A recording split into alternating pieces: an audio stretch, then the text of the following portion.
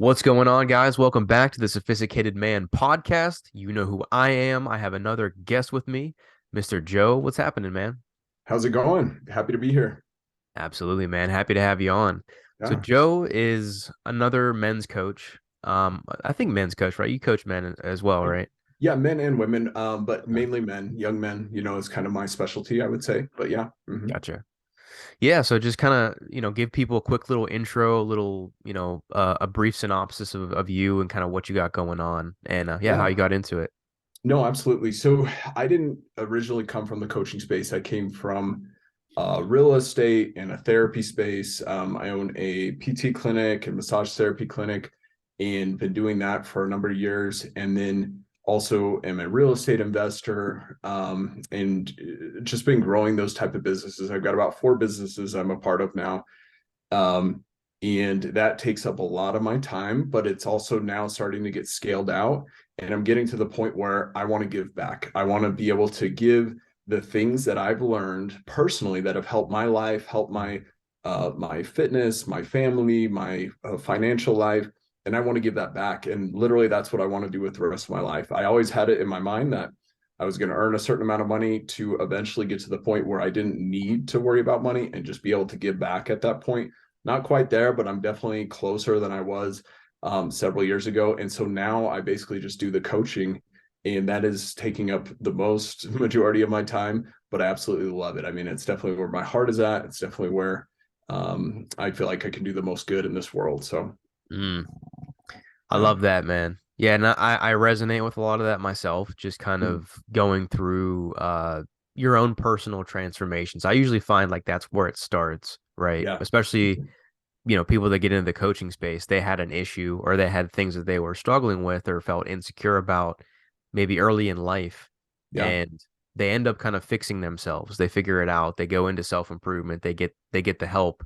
And then Right. once they get to a certain level, they're like, okay, well now I can help other people. So I think Yeah. that's like the natural kind of like evolution of life is like you have problems, you learn, you fix it, and then you teach that to the next person so they, can bypass some of that as well. Absolutely. No, that is 100% true. And I think that what I was raised with and the ideas that were kind of given to me was Hmm. your problems are kind of stagnant. Like whatever you're given in life, that's just your lot in life, if you will, and you're Yep. kind of stuck in that situation. In reality, we can literally alter our lives in such a great degree. We can Hmm. alter so much of our lives and so much of our financial life, our relationships, our personal lives, and that's what the whole self-improvement space is all about. it's Right. it's literally about that, life. So I absolutely love that, and that mindset right there. Hmm. Yeah, I mean, I think we can kind of speak to a little bit of what you're talking about right now, because I know that there's plenty of guys in my community and just different like communities across the industry that I've seen who are like they make a lot of excuses when it comes to that stuff. They're like, oh well, I'm Mhm. not like 6'5", or I wasn't born with a chiseled jawline, I can't get the Right. relationship I want, or I can't make the money that I want. I'm only 5'3", like whatever the whatever the excuse is. There's a lot of things that guys will just say.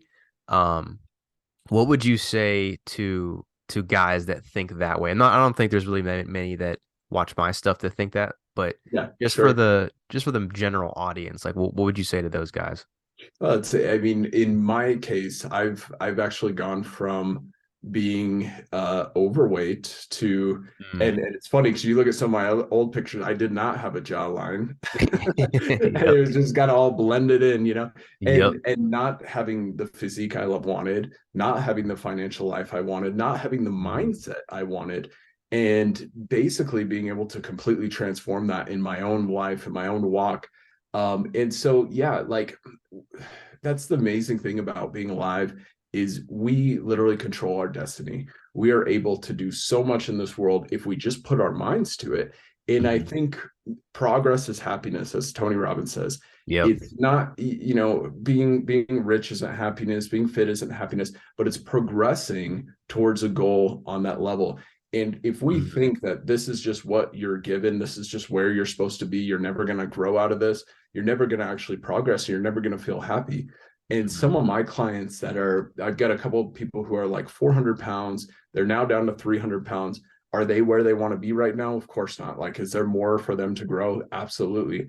But Mhm. they feel happy. And why is that? Because they're progressing towards a goal. They're Right. progressing towards something that makes them feel valuable, that makes them realize that, hey, my destiny is in my own hands. And I think we need to hear more of that, because a lot of times we just get sucked into this kind of victim mindset of, Hmm. well, this is just the way things are. This is just the way my life is. And in reality, we can do so much to alter that. And so, it's really in the palm of our hands, which should give us the sense of happiness ultimately, because we have the power to change our lives and really grow in amazing ways that we just probably never even thought were possible. So, Hmm. mhm. Yeah, man. I love everything you said there. And I think that that's really like the basis of because a lot of the things that I talk about too kind of revolve around stoicism and like just Mm, controlling the things that you can control. And that's more or less kind of what I'm hearing from you is like just focus on what's right in front of you. It doesn't have to be like you're climbing Mount Everest immediately. Like just start with the baby hills, like start with the small stuff. Because yeah. eventually you do level up and you do notice like, damn, I climbed this entire mountain. How did it Yeah. happen? It didn't start with the mountain. It started with these small bumps and then you eventually like work your way up because even in my own life like I didn't have really great style back in the day, like I didn't know Mm, what to wear, like had sure. no idea how to communicate, didn't know how to talk to women, didn't know how to make any real money, like all Mhm. these skills were things I had to learn and had Mhm. to work on because Right. I always think that like you're always dealt a certain or a certain hand of cards in life. Mhm.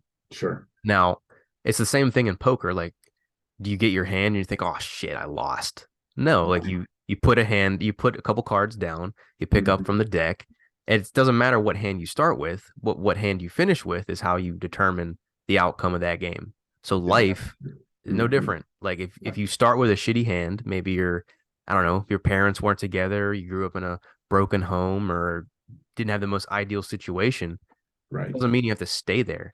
Like Exactly. you always get yourself out of it. And I think that yeah, self-improvement is like the standard. At least it should be the standard. Absolutely. And yeah, and that's why I always say personally, I would rather hang around somebody who's on a positive trajectory, who Right. maybe is not as successful as maybe they want to be, but they're heading on a positive trajectory, rather than the guy who's a billionaire who's on a downward spiral. I would Yep. much rather take the guy Yep. who's on an upward trajectory, because number one, there's an energy around that. There's a Mm. goodness around that. There's a power around that. And you feel that when you get around people who are really growing and You do. pushing past their comfort zone and they have a vision for their life, you feel that energy. And that's a Hmm. great feeling. And a lot of times, you meet a lot of men. One of the things I specialize in is helping people overcome depression. Hmm. And there is a lot to be said about having a vision, having a goal, having discipline. Yep. And if you implement those things and working out, and I mean, there's so many positive habits that help with depression that we literally know work. Like we have study Hmm. after study that show they work. And if you implement those things, it's really something that we can grow past, and we can actually live an extremely happy life once we start implementing those things. And so, again, just like you said, sometimes the hands we're dealt aren't perfect. And that can also be mentally hands we dealt. Like some Right. people will struggle more than others. But at the end of the day, if we implement those positive things in our life, the trajectory we're going to be on is going to be much different than if we don't. And so, yeah, I love that. That's why I love, getting in Zoom calls and podcasts like this, is because I'm getting around people who are on that same level, that we are heading into a positive direction together. And again, you just Hmm. feel that energy, you feel that vibe of people growing and pushing past their comfort zones. And the Hmm. stoicism is a huge part of that. So I'm glad you brought that up. Now, Yeah. in your walk, what is that? What played like? What has the stoicism played in your walk as far as what your journey and your teachings? Hmm. Yeah, I mean, for me, I'd say like stoicism is great for like emotional control. And I know that Mm, that's kind of like a taboo subject, especially in like the men's space. Like we're told to bury your emotions, to repress them, to never feel them and stuff like that. And I'm very much in the camp of, okay, I'm not saying you need to like sit there and sulk and be like a crybaby and always be the guy that like puts all his problems onto people. I mhm. don't think you should do that. I think that's an unhealthy way to be. But Sure. I also think that your emotions are there to teach you something. So if you are feeling angry or if you're feeling sad or depressed, that Mhm. probably is an indicator that something in your life isn't where you want it to be, or Absolutely. something's happening right now to you that is influencing that type of feeling. So Absolutely. there's something to be learned in that situation. So like I try to tell guys, if you do feel a certain way, like I'm not going to tell you to go like run to your girlfriend and go cry about it, but like Mhm. sit with yourself, figure Yeah. that out, understand what emotion that is, why Mm, it's even coming up, and then mm. after that, you can kind of choose what to do next logically from like a grounded place.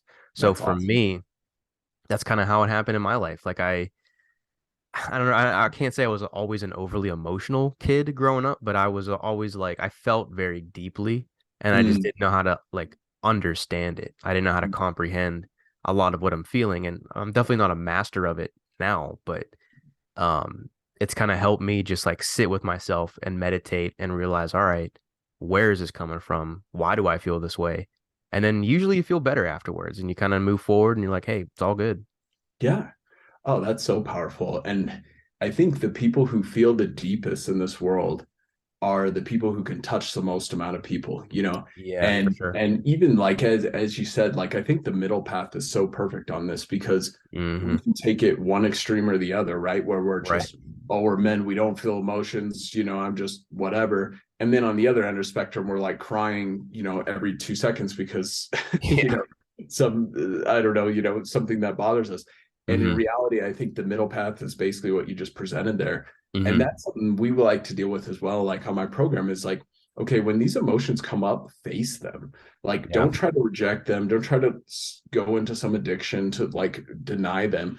Like, just face them. Feel what they are. You'll feel them. They'll process through, and then you can kind of move on from it. But also, sometimes the emotions we're feeling are telling us, "Hey, you're not on track with your purpose. You're not in Hmm. alignment with your destiny here." And that is a powerful thing, and we can numb that out all day long. And I've done that in the past. I mean, I grew up with around tons of people with addictions. Myself, I struggled with them as well, and I had several friends who have passed away from addiction, especially in the opiate space, which was huge when I was growing up. Sure. And I saw a lot of people do that. They would numb out their own conscience and their own destiny. And a lot of it is just because we don't want to face our fears, right? We don't want to put ourselves out there. We don't want to do something that's uncomfortable. Right. And literally, once you face those fears, you realize, like, God, they're nothing. Like it was just, it's just like the Wizard of Oz analogy. When you go back, you realize, well, Oz is just some old man hiding behind a curtain. And that's a Hmm. lot of times our biggest fears in life. Like, oh, am I going to put myself out there? What if I jump into this business and it doesn't work out? Well, then it doesn't work out. Big deal. Yeah. Like, you're still Yep. alive. Like, there's so much more, you know. And so in my life, I'm always trying to push the boundaries, and Hmm. if I'm not doing that, a lot of times I will start to feel that conscience come in and be like, hey, you're not in alignment with what you could be. Hmm. And if I'm feeling bad about that, that's actually a good thing because it's making me realize, hey, I can actually grow, I can change. And once I do get on that trajectory again, I may not be where I necessarily want to be at that moment, but I'm on the right trajectory. I will instantly feel better because I Hmm. know, hey, I'm growing towards that thing that is in my mind, in my conscience, in my psyche. Hmm. Um, and that's the biggest thing I think in my life growing up, and I know it's real big, especially on the internet.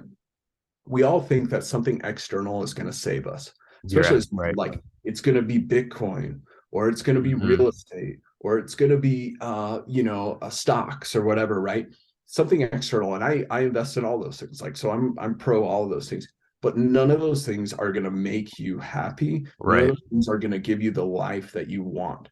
Because even if you did hit the jackpot on one of those things and you become a 10 millionaire, 100 millionaire, whatever billionaire, you will destroy yourself if you Hmm. don't love yourself, if you don't have control of yourself, if you don't have discipline over yourself, and you Hmm. won't be happy, right? And so for me, the whole idea is preparation is what creates the life we want. So all Hmm. day long, I'm trying to prepare myself. Am I doing my disciplines daily? Am I reading daily? Am I controlling my mind daily? Am I trying to think about where I'm going daily? And if I'm preparing myself, more good stuff comes in. I mean, I've got, personally, I've got multiple seven figures in real estate. I've got a good portfolio. I've been able to grow businesses, all these different things. And the one credit to that success I can look at and say is my self development. And if I looked externally and said, "Oh, it's going to be this coin that's going to make me a billionaire," but I'm not working on myself, it's not going to be worth anything, and I'm going to end up screwing myself in the long run anyway. So Mm, focusing, just like you said, on stoicism, focusing on growth, focusing on growing ourselves to become the best version of ourselves possible, that is where the real riches lie, and that's where the ideal life lies, is in those mm, disciplines, in the consistency, in the growth and the personal growth. So that's exactly what I mm, try to teach, and I try to live myself. And it sounds like with what you teach, it's the exact same thing, which I love, so. mm.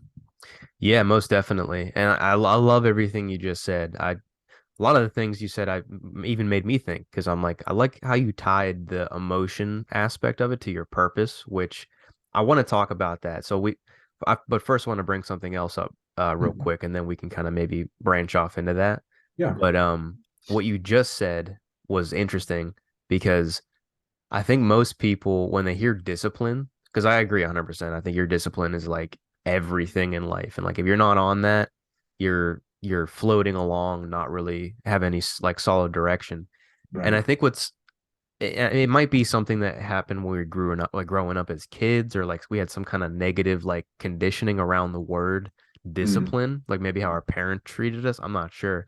But Mhm. I know for me, like sometimes when I hear the word discipline, well, not so much now, but a couple years ago, it would like make me cringe or like it made me Mhm. feel like, oh God, discipline, that's hard. That's like Right. painful. That's miserable, right? We don't want to do disciplines. But Mhm. now that I am a lot more disciplined, I'm not perfect, Yeah. but a lot better.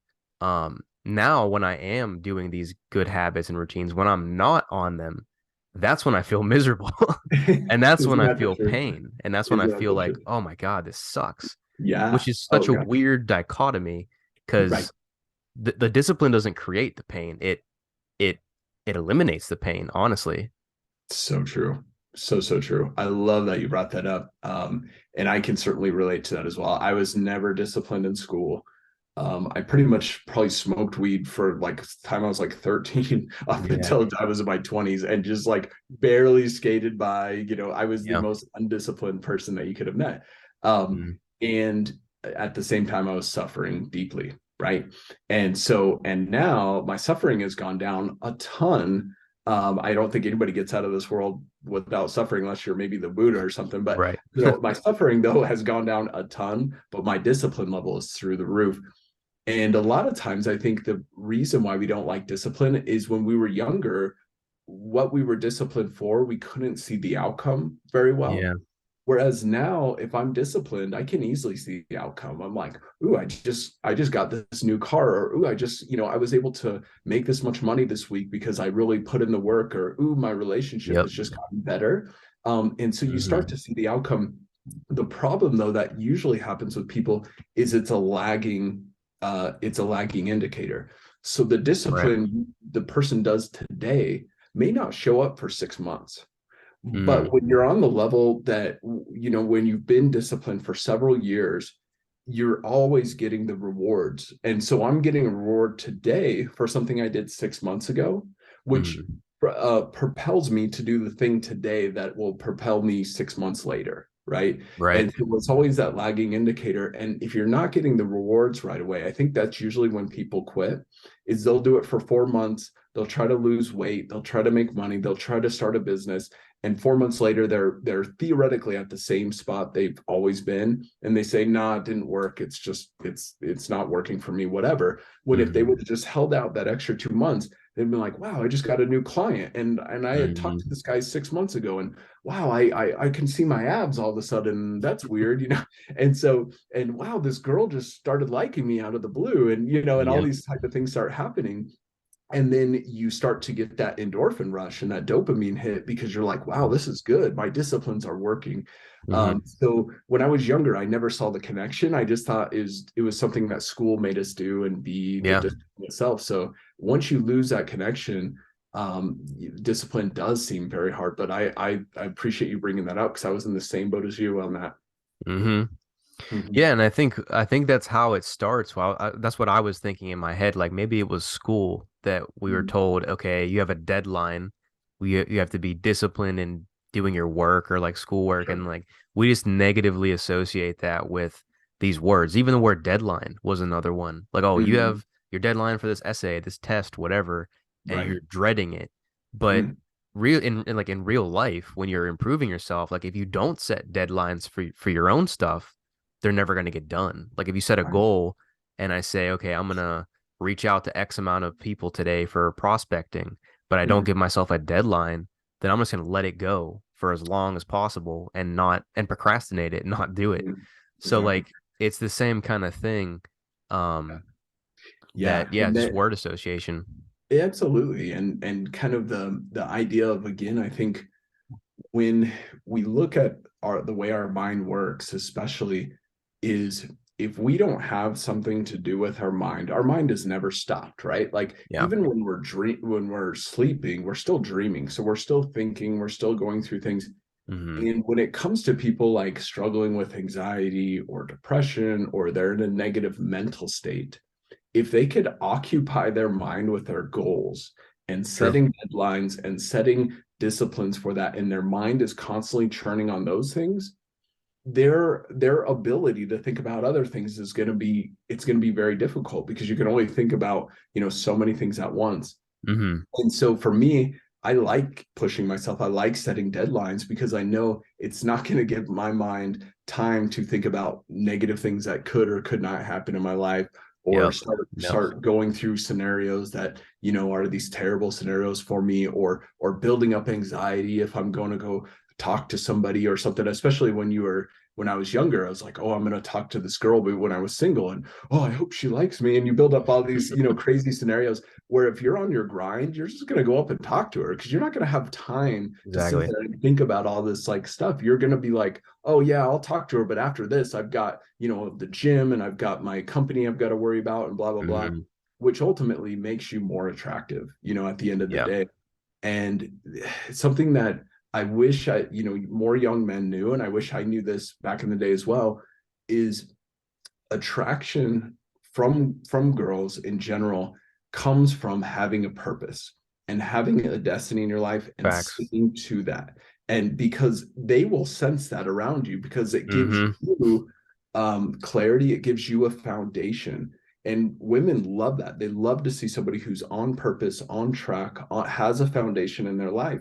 And that's why you'll see these guys who have that type of energy around them, the girls will come flocking. Where if the guy's chasing the girl and that's his purpose, it's never going to work out for them. And so Hmm. at the end of the day, I mean, putting yourself out there, meeting women, all those sort of things are great. Like you got to do that to in order to get yourself out there.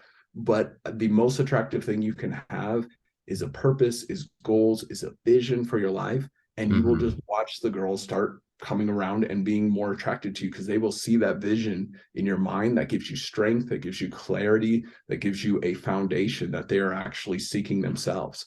So something Yep. that I wish guys knew more about, and that's something you bring up a lot, which I appreciate, like especially teaching young men those type of subjects is so, I mean, they don't teach you that in school. They sure don't. I said that's like one of the things that one of my biggest insecurities was that exact thing growing up. Like I had Mm, no idea what I was doing in attracting women.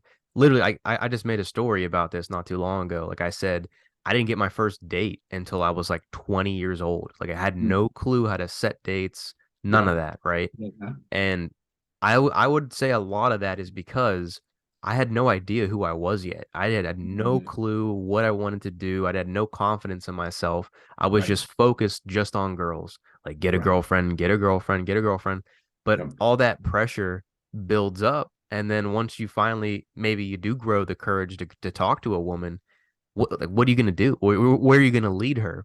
Right. There's Yeah. Yeah. Yeah. nothing, there's nothing going on. So like I always tell guys that if you don't know where you're going, don't think you're going to lead a girl because you're not, because she's Very going to be true. confused just as you are. And it's gonna maybe if you're, and this is kind of how it's funny because there's a lot of dating coaches and pickup artists that will tell you about game and pickup lines and all this stuff.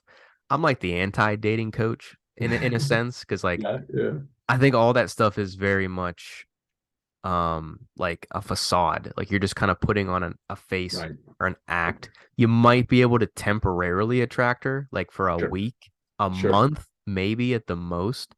But Mm, eventually you're gonna kind of unravel and your real self is gonna come out and she's gonna very be like, true. oh, this guy doesn't have anything else going on in his life besides me. And that's Yeah, gonna literally scare it's gonna yeah, scare off. So sure. No, you that have is to, absolutely have to.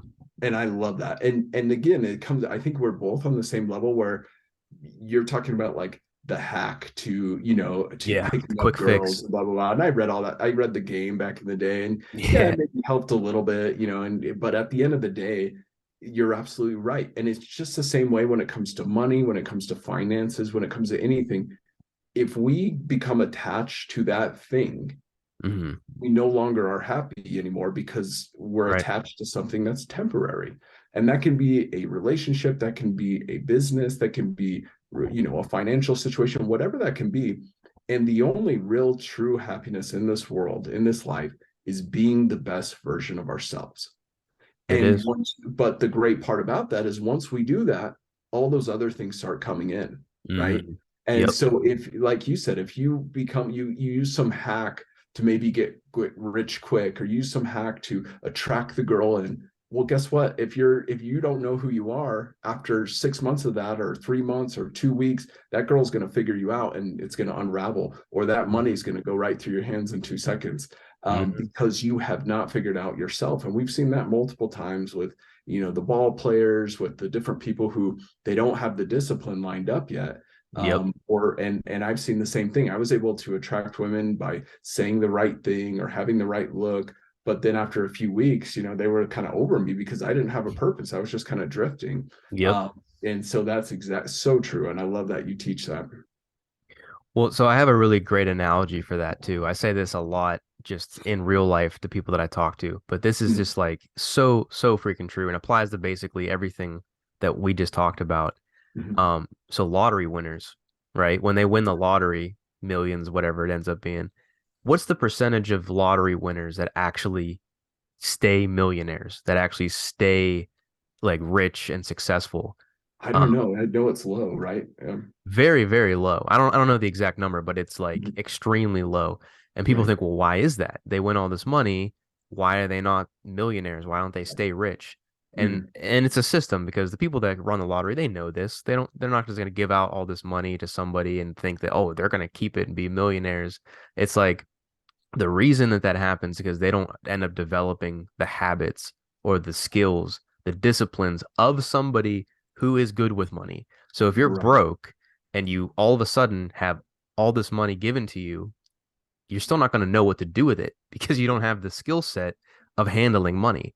And the same thing is like you could like a perfect analogy with women too. It's the same exact thing. Like if you have the skill set, quote unquote, of like talking to women, knowing how to lead and set dates, that's awesome. Like that's a very like you need that skill set. Sure, sure. But the big thing that's going to keep the girl and retain her is the purpose, is the like, because girls are attracted to masculine energy. And if you have that, then you're golden. Like that's what I tell guys. That's like the most important thing. So true, man. And even, on the same level of that too, is like the happiness level comes from the daily habits. Like, Yeah. and so my coach, that I work with is Wes Watson, if anybody follows him. So Hmm. he's got a Rolls, he's got a Lambo, he's got literally 8 like over $200,000 cars. And he says Yeah. all the time, he goes, I've got this just amazing life, got a dope condo, I got a dope house, blah, blah, all these cars and stuff. And he goes, if I don't do my daily disciplines, I'm a mental mess. Yeah. And so it comes down to you fall in love with the process more Hmm. than the outcome. And if you're falling in love with the process, you're falling in love with the discipline, if you're falling in love with self improvement, then Hmm. you're going to be happy regardless of the external situation. But as a happy circumstance of following the disciplines, following the self improvement, your external circumstances improve. Yeah. So, so Yep. again, it's that same analogy there, but I love that because the lottery winners, their external circumstance improved, but their internal state did not, and Mm-hmm. therefore it didn't really change their lives, right? So, and we're Mm-hmm. always looking for the external to either validate us or make us happy. And all we need to do is turn that lens around and say, what do I need to do personally? And Yeah. what disciplines do I need? What is my conscience telling me right now of something I could be working on? And we all know, right? And we're all Mm-hmm. different. Like, I can't tell you what you need to work on. You can't tell me what I need to work on. But if Yep. you turn around and ask yourself, you're going to get something right away. Like, your conscience is going to be like, here you go, mother effer. This is what you've been Yeah. avoiding this whole time. And you're like, God, okay, yeah, I get it. Yeah, I should be. And we all got stuff. I've got stuff. I'm not perfect, but it's an endless journey. And when I'm really on that journey and I'm really in alignment with, like, I have conscious congruency within my mind, that's when I'm the happiest. That's when I'm vibrating the highest. That's when I'm at the most peace. And the Mm-hmm. external world just validates that, but it doesn't create that happiness. It's just kind of like, oh, okay, this is cool, but I'm no Mm-hmm. longer attached to that. I'm no longer clinging, which is definitely a mistake at the end of the day if we are become desperate, if we become clingy. So Yep. Well, because that's, I think, I just made a video about this. It's funny that we're talking about it. Like that's seeking validation because you're seeking things from the outside to make you feel good on the inside when really, like we're just describing, it's the opposite. When you feel good on the inside, people on the outside respond. So yeah. like even same thing with like I used to be a big people pleaser growing up, right? I always used to Mm, make sure everybody felt comfortable, they felt good, that their needs were taken care of, that their opinions mattered, and like mm, mine were kind of like second base. They didn't, it wasn't as important to me. And as mm, a result, people kind of manipulate you or not try to manipulate you, but just because of the way that you show up, they're going to sense that. And they're like, okay, well, Tino doesn't really care. So I'm just going to mess with him because he doesn't really respect himself. right. But once you start garnering your own self-respect and your own boundaries as a man, which is incredibly important, then Mm, other people respect that and they respond. So if you set a boundary, for example, hey, I have to go to sleep at 10 o'clock at night. I can't be out partying with you guys. Like, not right. this weekend. I can't do it. They're gonna, I mean, they might not like what you have to say, but they're gonna Mm, respect it because they're like, oh, damn, Tino's on a mission. Like, he's focused right now. He's not worried about going out with us. yeah. And Yep. they're not going to be able to pull you in these directions because you have a solid direction. You know where you're going. And Oh yeah. I think that's what it comes down to is like, where you're leading your life and where Mm. that's kind of focused on. I Um, love that. I love that. And, yeah, and I that's like kind what of you it. said, that they're not going to like it initially, Yeah, but later on they're going to respect it. And I would rather be respected than somewhat liked, here in the facts. moment or whatever. And that goes with girls, that goes with all sorts of situations. And you will see people who are just trying to please the person in that moment, and but they don't have the self-respect. And again, it's like the idea that, especially in the culture we were raised in, at least for me, I'm an older millennial, and we were kind of raised with the idea of like self-respect and self worth came from like looking at yourself in the mirror and telling yourself that I'm Yeah. valuable and I'm amazing. And I'm not against affirmations, whatever, those are great, like, and I use those as well. But at the end of the day, that came from me having a discipline and sticking to it. Because if I knew, like, and I trusted myself with the small things, like, hey, I've got to eat right today, and I did it, and I checked mark that box.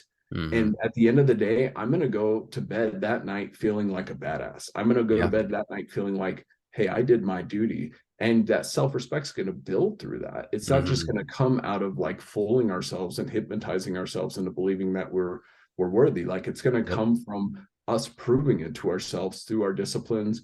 And sometimes we will let down our friends in the short term. Hmm. And I did a lot of that when I was younger because I stepped away from a lot of friends who were drinking, partying, whatever.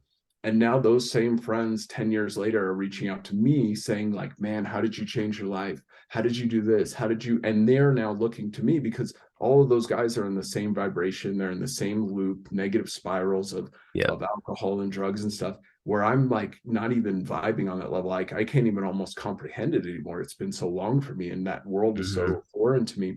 and they're asking me. But back in the day, those same guys were talking crap about me because I had stepped away, right? Yeah. So the short term, they didn't like me, but in the long term, they loved me. And that's the Mhm. difference, right? So I would rather be Yeah. loved and respected than I would be liked in the moment, you know? Mm-hmm. No, dude, that's very powerful. And I have a real world example of that as well. Like, I remember back in the day, I would hang out with a bunch of friends, and we would get into some stupid stuff. Like, we'd go out, smoke weed, like Sure.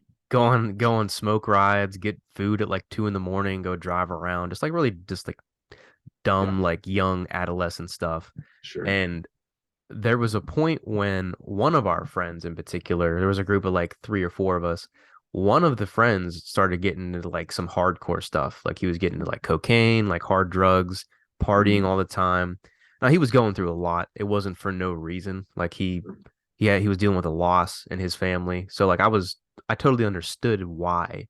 right. But in that moment, I was like, even though I was young, I was like, I knew this was not where I wanted to go. Like, he was getting into some like bad stuff, Right. and I didn't want to join him, Mm, and it came to the point where he was getting kind of toxic around a lot of us, and he kind of would try to start fights and try to get like very defensive with things. mm, And even with us, like with friends that we were all hanging out, he would get that way and get aggressive towards us. And mm, there was one night when I basically kind of called him out on it, not like sure. 100%, but I was like, hey man, like, you need to get your shit together. Like, this is not Sure. good. Like, you're better than this. I didn't phrase it that politely, but I was like Yeah. kind of yelling at him as like a loving kind of way. And Mm, we got into it, not like physically, but it was like verbally. We were fighting, throwing it, like just calling each other names and all this stuff. And mm, that was like the last time we saw each other for a long time, like maybe like 6, 7 years. mm, yeah. And full circle moment, this last September, one of our buddies who we all used to hang out with just got married, Mm, and he was invited to sit coincidentally at the table that I was sitting at, all of us. So our buddy arranged that we're like next to each other. And mm, that was the first time I've seen him in like 7 years, like since that moment in my garage when we were like fighting. right. Right. And something beautiful kind of happened from that moment because like we were talking, and it's still same guy, like Mm, very, very much like he didn't really change like his personality. Like, he was the same dude that we all got along with, whatnot. But his mm. actions and like his life, totally different spot. He's like, yeah, man. He's like, I'm sober right now. Like, I'm Oh, not into wow. drugs. I don't drink. Yeah. He has a daughter he's raising. He's focused on like building, like he has a new job. He's painting, trying to provide. And Mm, it was just like, it kind of made me proud of him because I'm like, yo, yeah. that's awesome. Because Yeah. last time I saw you, it was not like that at all. Like, he had no responsibilities and just in a dark Yeah. place. And Hmm. I remember he told me he didn't really say thank you, but he basically said like, I understand why you guys kind of did your own thing. He was like, I was just in a bad spot. Hmm. And Yeah. I don't know, just kind of like a full circle moment for me. It gave me kind of closure because I was like, damn, like, because Yeah. I stepped away and did my thing and improved myself. I'm not saying that had anything to do with his transformation, but maybe I did. Maybe it rubbed off on him, and he said, "Man, I need to do something because this is not healthy." Dude, and that is such a cool statement. Happens more than we know. Yeah, And one of the topics I was talking about the other day is we need less knowledge in this world and more examples in this world. facts. Because when I'm sure when he saw you, even if it's just like a split second in Hmm. his memory, that could totally alter his destiny. Yeah, And so when people feel like I don't have a mission, I don't have anything, maybe I don't have a family, or maybe I don't have anybody who cares about me. So what do I care? I'm just going to do whatever. You have no idea what impact you have on the world and yeah, how big true. that impact is. Like, if you ever watched It's a Wonderful Life, that long Christmas movie or whatever, like, I've Hmm. never sat through the whole thing because it's so freaking long, but I get the premise of it. And the premise of it is he wants to kill himself, and an angel comes and shows him what the world would be like without his presence, right? Yeah, And just with that story there, like, who knows where that friend would have been at without your presence? And even if it's just true. like you don't see the subtleties of it, but we need more examples. We need more men becoming men and actually living a purpose, living a disciplined life, And the impact on that is going to be so profound and so amazing that we can't even comprehend it with our little brains down here. Yeah. So and we learn so much more. Everybody knows kids learn more from what you do than what you say, right? Hmm. And on Instagram and Facebook, everybody's positive, everybody's enlightened, they're always reposting positive stuff or whatever, which I'm for. I think that's awesome. But at the end of the day, we need more people that show up every day and live it. Yeah. Because when somebody sees what you've created and Hmm. sees the person you've become, and your conscience is so in alignment, and your body is so in alignment, and your life is so in alignment with your conscience, people emulate that I do. Mm. subconsciously. They don't even realize they're doing it, but subconsciously they're going to emulate that way better than if you just post a meme that says think positive today, right? So we Hmm. need more men who are going to rise to the occasion. And right now, if you're listening to this, you should be getting goosebumps because you are one of these men right now. There's a reason you're For listening to real. this right now, and you are here for a reason, because you are going to be that guy who is going to touch hundreds of thousands, maybe millions of lives without even realizing it. And Mm. so become the best version of yourself. Wake up every day with that mentality, with that devotion to that, and your life will change, but also you will change so many lives, so many people's lives that it's just incomprehensible. Mm. It's powerful, dude, and it's so true too, because you Mm. never know like who's watching. You never know who's really paying attention to what you're doing. Because that's why Gary Vee says this, which is spot on. Like I don't really follow his stuff as much, but he says document, don't create. So like when you're posting stuff, you're just documenting your experience. You're showing people this is what I learned, this is what I went through. That's what I try to do in my content. I'm obviously not perfect at it, but just documenting what you're going through because that way people can see, wow, I went through the same thing or something similar or Right. some type of mental block, and people Yeah. relate to that. And then Right. they get inspired to help the next person, to help the next person, and it becomes like a domino effect. So Very. I'm very much it's like that saying, right? Like um strong men create good times create weak men Right. create hard times Mm. create strong men. It's like that cycle. And like Mm. if you're part of that positive change, like it just shows and it's so powerful that it inspires other men to rise up and want to become strong.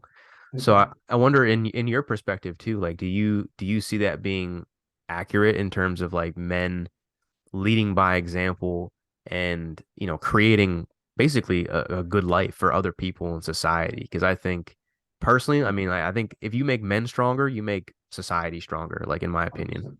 Absolutely. And I love that. And that's what's cool about the mission you're on with the sophisticated man is Hmm. you're literally giving men these hacks in a sense and this mindset to help them become better versions of themselves.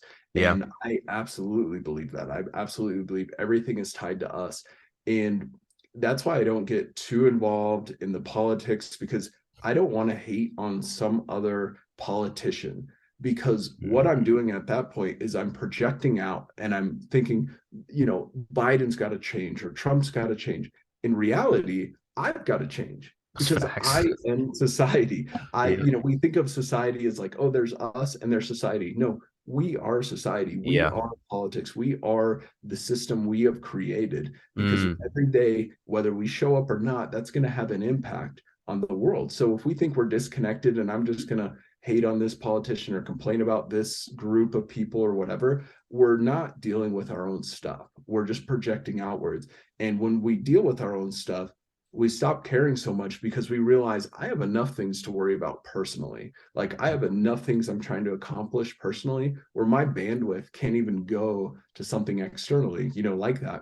And Hmm. so to your point, when men become the best versions of themselves, we create a beautiful society. We create beautiful Yeah. politics. We create systems that actually support each other, but also don't lead us down a negative path. So I think Hmm. that's exactly what we need to return to is creating a group of men, creating a group of individuals who want to better themselves and watch society change, watch our politics change, watch all these things external that we think are so terrible that we think we have no control over, watch them shift just based on what we do as men and as individuals. And I see, because we are struggling as a society, especially more emotionally than anything else. I mean, we're all Mm. pretty comfortable. Like, we have more comfort in this society than we've ever had, and yet we have some of the highest rates of depression, Yeah. some of the highest rates of metabolic disease that we've ever had, highest rates of anxiety. So comfort, we think comfort and happiness are synonymous, but really we're so comfortable, we've made ourselves uncomfortable, right? Yeah. And so by making ourselves uncomfortable, by pushing our limits, by pushing our boundaries to see what we can accomplish, we end up making ourselves uncomfortable, but then we start to feel that greatness, that purpose. And then again, it ends up having that ripple effect to just affect the entire world in a great way. So we need Mm. more of this type of thinking, more of this type of mindset. I think that's really where we can grow. Mm. I agree, man. I think that's a very interesting way of looking at like politicians and stuff. Not to get too deep into it, but Sure, sure, yeah. that's definitely something that I like to think about too. Because like if you really really look at through history and look at what kind of happens through just everything political wise, policy wise, I don't know if you noticed this, but it seems like politicians are usually just kind of a reflection of the society that they represent, right? So true, man. I So love that you said if that. Yeah. you if that's the case, if you change society, then Yeah. by de facto you change the kind of policies, the politicians that are representing Yeah. that society. Yeah. So to your point too, it's like if you want better politicians, you want better policies, well, it starts with you. Like you got to be a better man, you got to be a Yeah. better husband, better father, better Mm. brothers, whatever, sister, and influence other people because that's how it's going to get rolling. Because I mean, Absolutely. I'll even catch myself sometimes doing that. Or I'll get distracted because someone said something about this group, and then this group said something, and Right. it's Right. I mean, it's human nature. Like Oh, we yeah. get caught up in it, Sure. and even with like the things that are happening with for example, like with some of like the radical like feminism, that whole stuff, Sure. that whole For movement, sure. Yeah. it's kind of Hmm. toxic, and it's rightfully like some of that stuff needs to be called out, Of absolutely, course. but Yeah. Yeah. like you said too, it's if we change as men, we become better. That won't be a problem. Like Right. we'll develop in such a strong culture that that Mm. stuff won't be an issue anymore. At least that's how I believe. So true. And I think it also comes back to that age old saying, um, God grant me the serenity to accept the things I can change, or to accept the things I cannot change, the courage to change the things I can, and the wisdom to know the difference, right? Yeah. And Hmm. so I have no effect on what Biden's going to do today, right? Like, I can complain all I want, and I'm not Right. going to change what he does, or Trump if you're on the other side, right? I have no effect on that. But the things I can change, I have a huge impact. And we True. spend when you talk to people who really get down that rabbit hole, they'll spend 90% of their lives thinking about crap that they can't Other change. people. Yeah. Yeah. And then meanwhile, they're drinking 20 beers at night and wondering why their life's messed up, and Yep. it's Biden's fault or it's Trump's fault that that's the case. And it's Mm, like, no, no, dumbass, look at look at yourself for a second. yep. Quit drinking the 20 beers, forget about the politics for 5 minutes and think about the things you can do and watch that Mm, change, watch that alter. And so that's the whole point. And I love that you said that, because that, we need to just shift our psyche back to ourselves in a positive way and just really growing, because we will change the society. And you see yeah. societies that end up collapsing, it's because the men collapsed, the Yep. people, the individuals collapsed, and they were not living, a great life. And then our politics ended up reflecting that Right. outward. So you are 100% right on with that. Hmm. Yeah, it's just it's interesting because that's kind of like the way that everything's run is like, okay, just talk about X person or this person, make this Mm, about drama, make it I mean, obviously TV promotes that, like the sure. media, they'll go above and beyond to make sure that you're completely absorbed into that. So like Right. that's another thing I tell guys too is like stay away from the news. Like don't even watch Yeah. it. I recommend like if there's one thing that people say, "Oh, I want to be up to date, know what's going on." You could be informed of what's happening in the world, Right. but the news is just misinformation. Like none of that is going to keep you actually informed. Like go out, talk to people, start conversations. Yeah. That's the thing that's missing too is dialogue. Mm, Because if we had more of that, Mm. we probably Yeah. wouldn't have half the problems we have because we have an actual understanding of each other and we can Oh, actually yeah. do something productive. I mean, whether Right. you agree with what I say or you disagree with what I say, at least you understand me. Like at least you can respect what Mhm. I'm saying. So Sure. that's I think that is very sorely missing um So true. in just And multiple different areas of dialogue. absolutely. And you look at our society, say 100 years ago, what did we have compared to now? We had physical exercise because we were doing labor. We had Yeah. communities because we needed to support each other. Hmm. And we had, nature in our life. We were going out and exercising outside by doing, whatever work we needed to do. Now we have no exercise, no community, no Right. dialogue, Yeah. and we wonder why we're depressed. And if For you real. talk to people who are really struggling, really in depression, number one, they feel extremely lonely.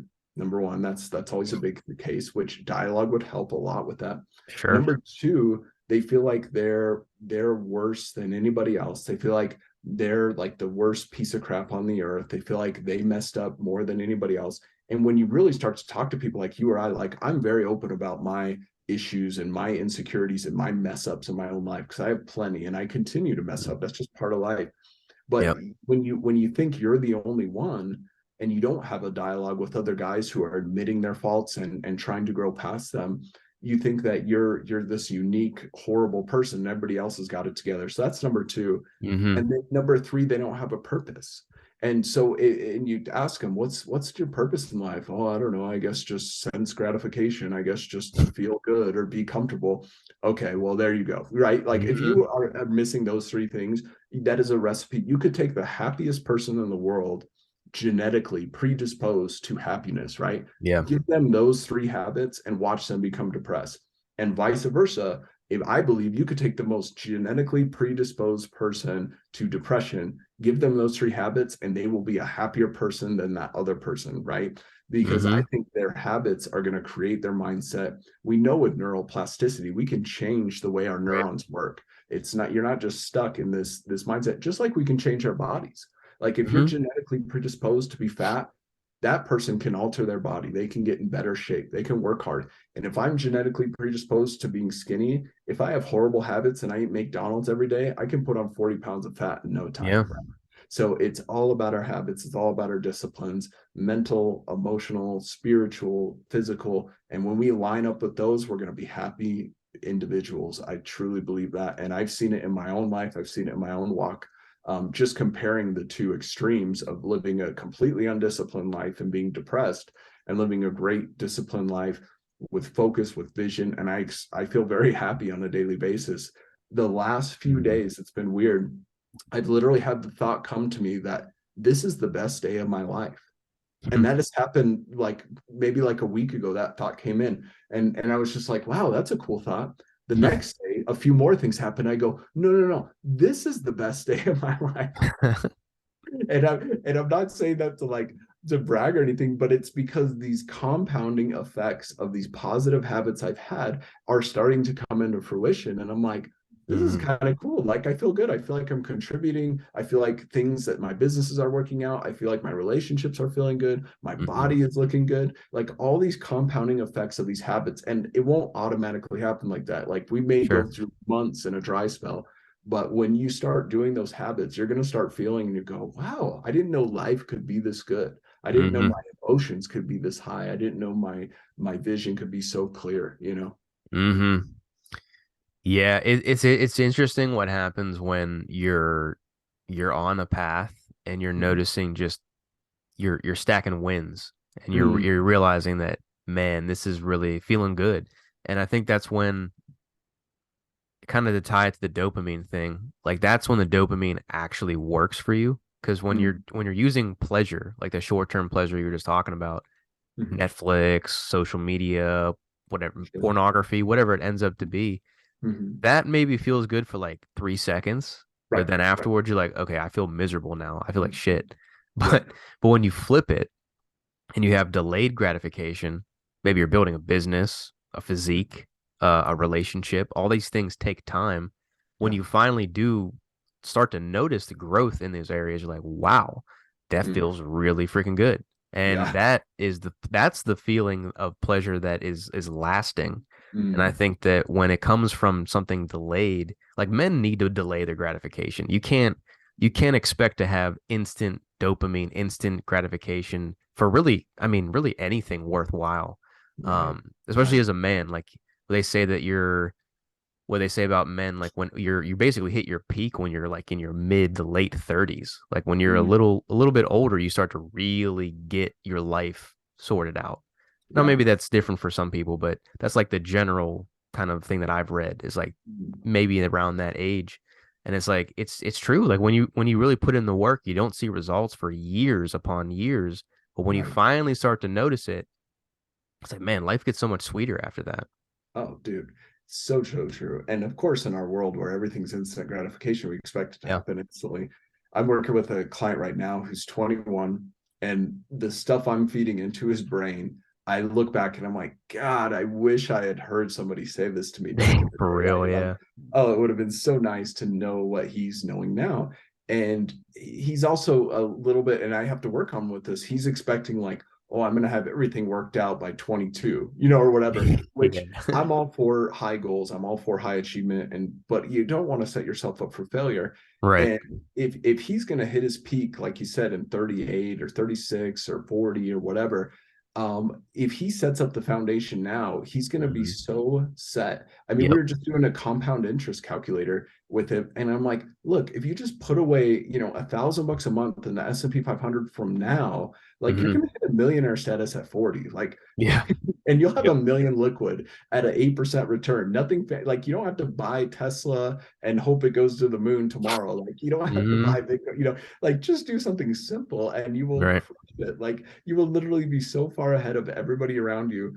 It's And true. and so, but it's that long-term vision. And I think a lot of time people think Stoics are anti-pleasure, but in Yeah. reality, we are the deepest pleasure seekers out there. Right.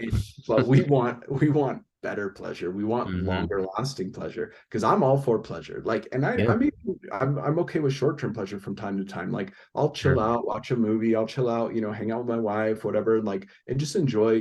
I think there's got to be that balance. But Hmm. I am such like I love pleasure so much that I love the long term pleasure of success, of discipline, of putting my mind to something. Like I feel like our lives should be pleasurable, Yeah. but if we're seeking the short term, it's not going to be pleasurable because we're always getting that quick hit, but we're Hmm. never setting up the foundation for something even bigger that will just explode into more pleasure in our future where we're like, God, I didn't even know my life could be so crazy, like and amazing, but Hmm. it's all from that foundation, like you're saying. Yeah. Mhm. I agree 100%. I think everything really starts from the building blocks. It's like Will Smith famously said, he's like one brick, just Yeah. one brick at a time. And it's the same analogy for really anything. Like you start with one little step, eventually you have a wall, you have a house, you have a Mhm. building. So it's like that's just the foundation of it is going one little thing at a time. Yeah. And that's And that why work like the that helped guys me that I out work as with, it's well. just you just got Yeah. to kind of start where you're at and Yeah. kind of go from there. That helped that analogy because I remember hearing that. I was on my way to work one day when I was just getting my business up and going, and I'm like, oh, I'm gonna make a little bit of money today, and I'm gonna go to the gym, and I was like bitching about it, right, like Yeah. internally, and I heard that Will Smith quote that you said, and it was like Mhm. one brick, and I was like, oh no, I'm building an empire here, and I just Yeah. laid one brick today. Today, Yep. I laid the brick of fitness and I laid the brick of making a little more money and growing my business and socializing with people that I think are at a good level. So Hmm. yeah, I love that. That definitely did help me at one point in my life, that analogy you just gave. Yeah. Mhm. It's strong, man. It's Yeah. very strong. Um, I think that's a perfect kind of segue, man, to kind of Yeah. to wrap it up here. I think that was I mean, we talked about a lot. We talked about a lot of different things and Yes. got into depth there. Is there anything you wanted to add or anything you wanted to kind of share for last You know, thoughts? yeah, no, if anybody's interested, I'm at Mental Health Fitness Dad. I am a dad, I am a business owner, I am a fitness guy. But obviously it's a lot deeper than that. And so if anybody's interested, you can always just hit me up personally. I answer all my stuff personally. And I try to give as best advice as I can with my coaching, with my my stuff. But ultimately, I try to get around people like Tino here because he is living it. I mean, you see him living it. You see it in his aura and his energy, whatever you want to call it. You see that energy come off it. So I'm super appreciative to be here today on the Sophisticated Man, and hopefully, if you gain something valuable at it, you go share it with somebody else and keep the cycle going. Absolutely. That's well put. And again, if you guys want to follow him, I'll leave all his links down below. Just if you get like easier to kind of connect with him if you want to. You know where my stuff's at. Stuff's in the description, coaching, all that kind of stuff. If you enjoyed this podcast, give it a thumbs up, subscribe to the channel if you're new, all that YouTube stuff.